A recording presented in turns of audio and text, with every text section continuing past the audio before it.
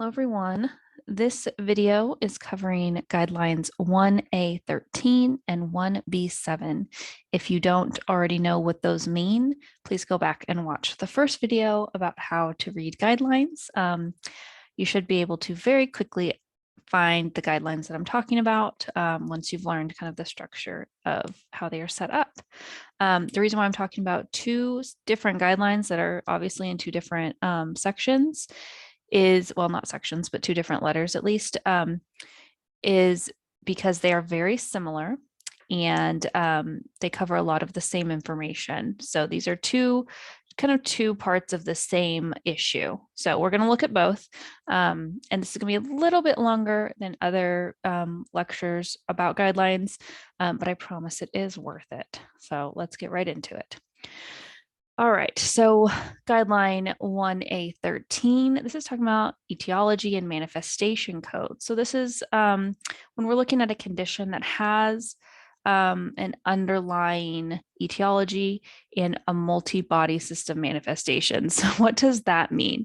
So that's going to be conditions that are brought on by other conditions in other parts of the body. And we'll look at some examples, but what's important to understand, we did kind of cover this a little bit in the conventions video. Whenever you have that orange half crescent symbol, that it's showing a manifestation. So that means it is a condition that's been brought on by another condition somewhere else in the body. Okay, so we'll get a few examples in here because it makes a little bit more sense when you see them there. But what's important to know about this guideline is you will most often see these types of codes with phrases like "in diseases classified elsewhere," "code first," or "use additional code." So you will see these conventions in the tabular to help you recognize that you are looking at this kind of code, a code that relates to a condition that is caused by another condition elsewhere in the body or is the manifestation of another condition. Okay. Again, we will do examples, don't worry. So like I said, we're looking at the etiology and the manifestation. So for example, if we have Parkinson's disease with dementia, the primary or underlying condition is the Parkinson's disease. The dementia is a manifestation of that condition. So it is, yes, these are both two completely valid conditions in their own right. They can exist independently of each other. But in this circumstance, the dementia is caused by the Parkinson's, or it is it's a manifestation of the Parkinson's. It's been brought on by the Parkinson's, and it's a completely different body system that's being affected. Okay, so that's what we kind of mean is when we're looking at these conditions that are a sign of another condition elsewhere in the body. Okay. All right. So the way we would identify this in the actual tabular is you would likely, so if you saw this in your workbook or somewhere else on a quiz or something, it said just code Parkinson's disease with dementia, you would very likely come and say, okay, Parkinson's disease. I'm going to go look up disease, Parkinson's. Okay. That's going to be my main term there. That would be the right way to go about it. And that would send you to Parkinson's disease. And then you would notice, perhaps you would notice here the notes first, or maybe you'd go through the Parkinson's disease options in that section and see there was not an option for Parkinson's disease with dementia. However, we would see this note here that says use an additional code to identify dementia with behavioral disturbance or dementia without behavioral disturbance, and it directs you to these two codes. So this would mean we're going to use this G20 code for Parkinson's disease, but we'd also use an additional code to identify the dementia. So then we would come to the dementia section because it has directed us over here to FO2.80 or 80 and 81, I think. FO2.81 and FO2.80. And remember, we have this red stop sign here. So this is the section, the top of the section, the FO2, and that's going to be the dementia section. Remember, we can't use this code, this 3-character code, because there's a red stop sign, right? So we've got to use a more specific code, but we already know we're coming down here to FO2, F02.80, because we were already directed there, right? So if we came in here and we'd see, sorry, I'm trying to move this around so I can see, so I can see my own picture here. So we have dementia and other diseases classified elsewhere. So that's showing us that this is a manifestation. So it's dementia that's a part of another disease. Okay, so it's not just this person has dementia and this person also has other diseases. This is dementia that's caused by another disease. And you'll see here, it has a note right at the top that says code first, the underlying physiological condition, such as, so it gives a lot of examples, including Parkinson's right here. But it just says such as we list. There could be other reasons why dementia had been caused, was a manifestation of another disease, okay? And then here at the bottom is that code we were looking for, that F02.80. Now, why would I say F02.80 instead of 81? Because right here, all the information I have is Parkinson's disease with dementia. I do not have any information about behavioral disturbance, so I would not assume that. So I'm going to assume without behavioral disturbance. Okay, so F02.80 would be our correct code. But the main point here that I'm trying to point out is this code first is telling us that there is an underlying physiological condition. If you see this note here that says code first, you must code something first, okay? And it doesn't necessarily have to be something from this list, but you are going to have to code something first. But that helps you identify the sequencing. So you know you're going to have to be coding the primary condition first, and that this is the manifestation. Another thing that tips us off to that is this orange half crescent right here, okay? So again, if this is all seeming super confusing, please don't worry. We will get more practice with it. And I will ask you to reference this, this lecture frequently, and also your guidelines, of course, which we will look at here in a moment once I get to our document camera. Okay, so coding a manifestation from the alpha. Now, this does not mean you should ever code from the alpha. That's not what I'm saying here. But what I do want to draw your attention to is occasionally the alpha index will direct you to a manifestation code by using brackets. So you're going to see, and this is not parentheses, it's these squared brackets. This is going to show you that there is an additional code that you need to use or can use. And it also tips you off to the sequencing.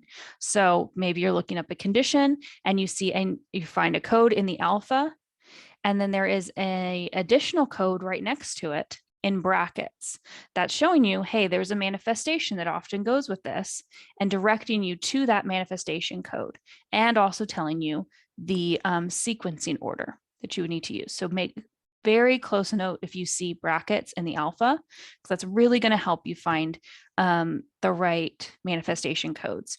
And it's also important because sometimes when you are looking in the tabular, it might not tell you, hey, there's a common manifestation here. And so it's just really important that you pay attention to what you see in the alpha. Again, we're going to get some practice with this. So, but hopefully that's making sense what a manifestation is, what those two kind of, how those two codes will work together. It's going to really show you a complete picture of what's going on with that condition. Okay, so it is a two conditions that could likely exist independently, but one is being caused by another condition elsewhere in the body. Okay. So here's an example of what it looks like when you see brackets. So you maybe looked up this condition, and then with lung involvement is what you are looking for, and that's sending you to this code. But then you can see, hey, J99 is in brackets. This is going to be the manifestation code. I will likely need this code as well. So I'm going to make note of it. I'm going to go check it out after I've checked out E85.4 and see if there's any other notes or what that condition is, if it's appropriate for my my patient's scenario. Okay, so that's what that means, and that's what it'll look like in the alpha itself. There's another example there with heart Okay. So that brings us to guideline 1.B.7, which is multiple coding for a single condition. This is very, very similar to what we just talked about. It's just not necessarily a manifestation code or a manifestation of a condition. But it's when two or more codes are required to fully describe what's going on with the patient. So you could have one condition, there's not a manifestation, there's not another issue going on elsewhere in the body, but you need an additional code or maybe even several additional codes to fully describe that condition. So a lot of times this is going to be conditions that are caused by an organism or an infection or a bacteria, or are a complication of a circumstance like pregnancy. Or if you just need like a fuller picture. An example would be if you have a patient who comes in with, delirium caused by elevated alcohol level. And then that would be the code. You'd have a code for that. But then there would be an additional code to specify what was that blood alcohol level. And so that would just say, oh yeah, he's, 4 times the legal limit or whatever. And so that gives you kind of a fuller picture of what's going on. All right. So it's not necessarily a manifestation of something. It's not two conditions happening, but they're very, very closely related, and you need all of that information. Another really common thing that's going to happen is if you have a condition caused by a bacteria or another organism, say you have pneumonia and it's caused by staphylococcus, you would have two different codes there. You'd have one for the pneumonia and one for the staphylococcus. Okay, so here's an example of it. So if you had persistent migraine aura with cerebral infarction, you would go look up that persistent migraine aura. And then look, there's a great code here. This says persistent migraine aura with cerebral infarction. Awesome. But then we all see this note here that says code also the type of cerebral infarction. So there's several different kinds of cerebral infarctions that a patient could suffer from, and they all could result in, or several of them could result in a migraine aura. So it's directing you right there saying, if we know, well, even if you don't know the type, we're going to go look and code the type of infarction. And it directs us to another code. So we will go ahead and do that. It directs us to I-63. We come in here. This is the primary section, the I-63. Again, it's got that red stop sign, so we can't just use that code. And then remember, if you come look here, there's a dash here. So it's already telling you, hey, you're going to have to use a more specific code, but this is the section you're going to be looking at, is at I-63.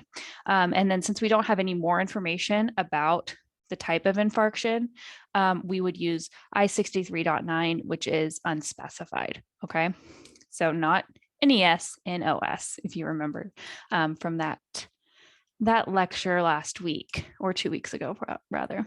Okay. So hopefully this is making a little bit more sense. Okay, so this is a condition. These are two conditions that are occurring together, and they're not necessarily in different parts of the body or different body systems like you would see with a manifestation. But in order to have a complete picture of what's going on with the patient, we need more information than just this code. We need to know the type of infarction as well. So that's when we go and we check that. Obviously, the most information we have is just that it's an infarction. And so we use that unspecified code. All right.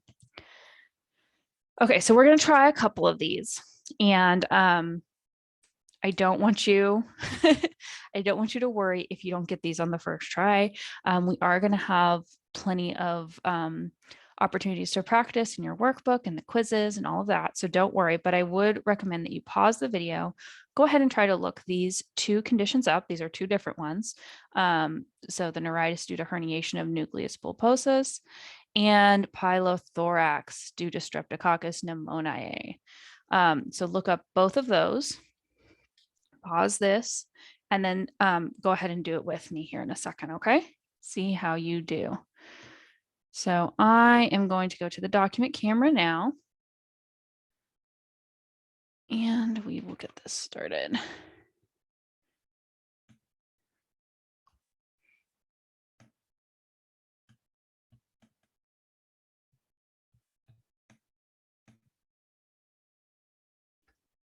Okay. Here we are with our 2022 ICD-10, and I am going to show you in the guidelines first what we're looking at.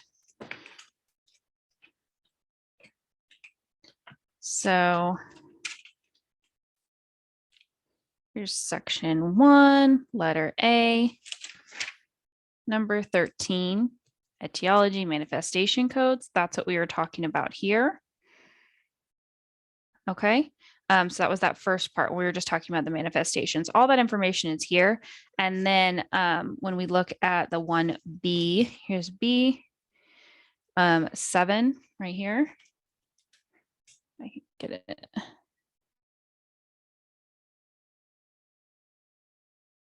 So these sections, so you know what we're talking about, it will look very familiar to what I have just talked about in this whole lecture, but I think it's always good to read through it yourself just to see if it makes more sense just the way they have it written. So we are going to start, but these are the two guidelines that we're looking at. And I really point them out because it's so important that you know how to find things in the guidelines, okay? So we are going to start with the neuritis due to herniation of nucleus pulposus. That is a lot to say, right? So I'm going to start by looking up the neuritis, okay? So let's start there. I'm going to start in the alpha and see if you can find neuritis.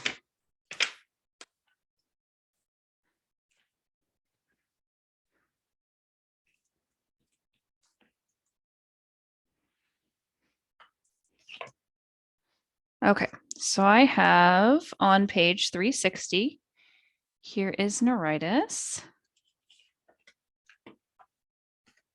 I know this is hard to see, so I'll try to get it. Okay. So we have neuritis. It starts right here. And we are going to go ahead and look down and see if there's any due to code or subterm, actually. And down here it does say due to. We can look at the terms indented in there. And then we do have herniation, nucleus pulposus. So that is super helpful, right? And it is directing us to M51.9.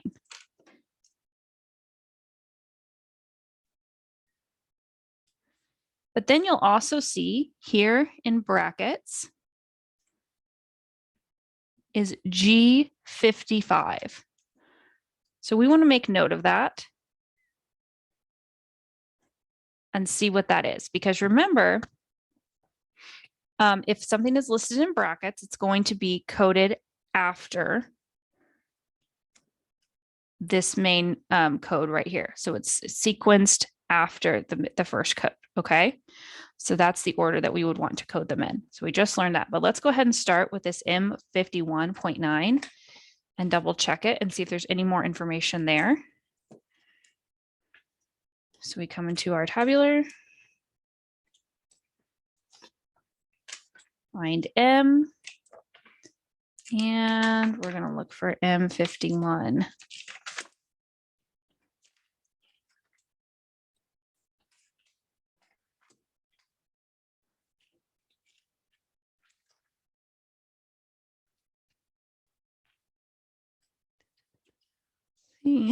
M51.9 is right here, and it's an unspecified thoracic, thoracolumbar, and lumbosacral intervertebral disc disorder. Wow, that's a lot, right? So this is a great example of how what is in the alpha does not necessarily going to be exactly how it is listed in the tabular, but we know this is the code that it directed us to, okay? So we are very confident that this is the correct code. We're going to look around and see if there's any other notes. We'll look at the beginning of this section. M51 starts on the prior page. We'll look at the excludes too. This doesn't look like anything that's going to affect our use of M51.9. So we're going to go ahead and use that. And then you'll notice it did not direct us to G55. We don't have that in here. So we are still going to check it out though, because the alpha did send us there. So let's go look at G55 and see if that's something that we need to use.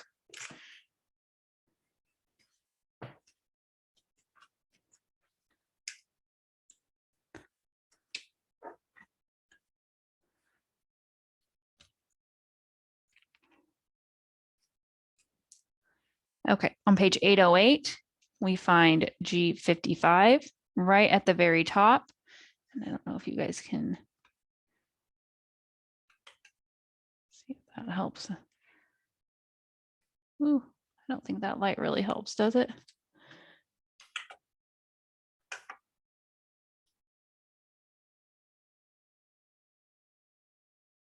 Okay, so that is a little bit better. So this says nerve root and plexus compressions in diseases classified elsewhere. So this is showing us that it is indeed a manifestation code, and that it's related to this herniation of the disc. Okay, so it looks like it's an appropriate code for us to use. So we're going to go ahead and use both of them. All right. We don't have any other guidance here. We could read through these excludes one notes to make sure neuritis isn't listed. But when we looked in the alpha, these two were coded together. So it was directing us to use both these codes. So these are the two codes we're going to use. All right. Now let's start again with pyothorax due to streptococcus pneumoniae. Okay, so this is kind of the issue I was talking about, where you have a condition that's caused by bacteria or another organism. Okay, so we'll start with pyothorax, and we'll go ahead and look that up in the alpha.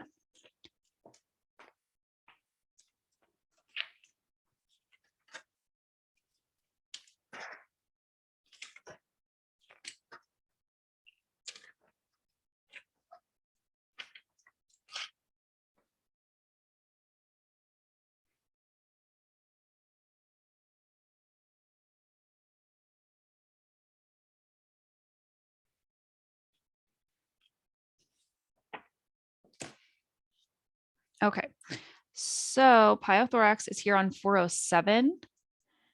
It is right here. I'm going to highlight it for you so you guys can see it better.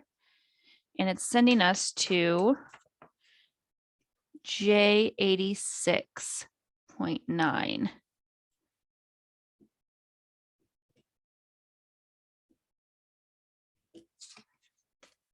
Okay, pyothorax. All right, so we're going to go check that out, and then we will see if it directs us to this other code or if we need to look that up separately.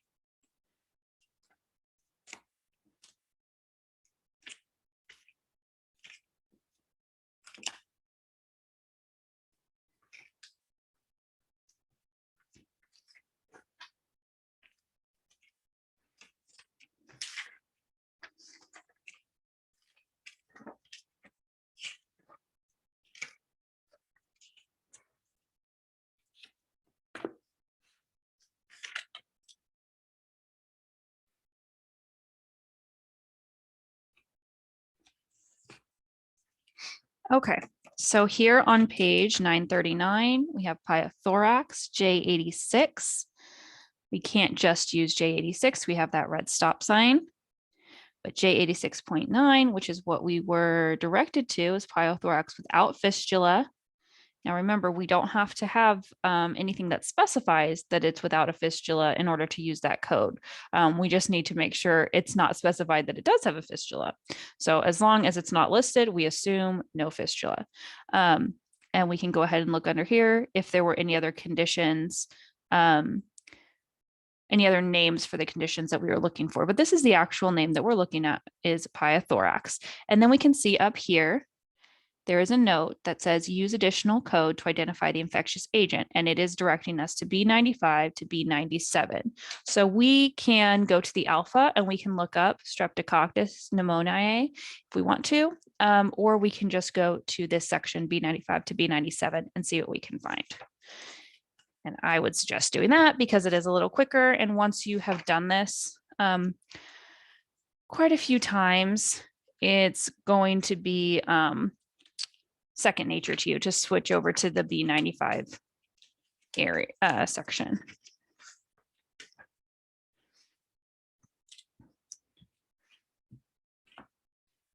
And in fact, you can go ahead and you can put a tab here if you'd like on 677. If you'd like to keep this in mind, that this is going to be where we have a lot of our strep and associated conditions.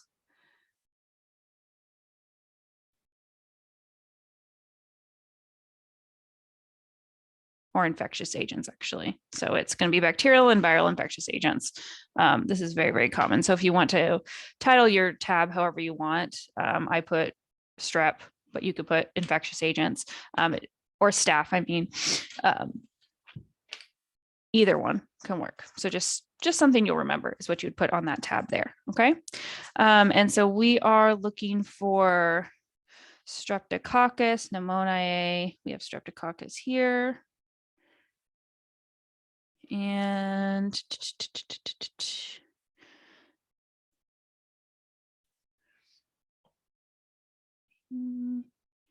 okay, so we look here, we have Streptococcus right here, B95, and then pneumonia is right here, B95.3. Now remember, everything in this section is going to be diseases classified elsewhere.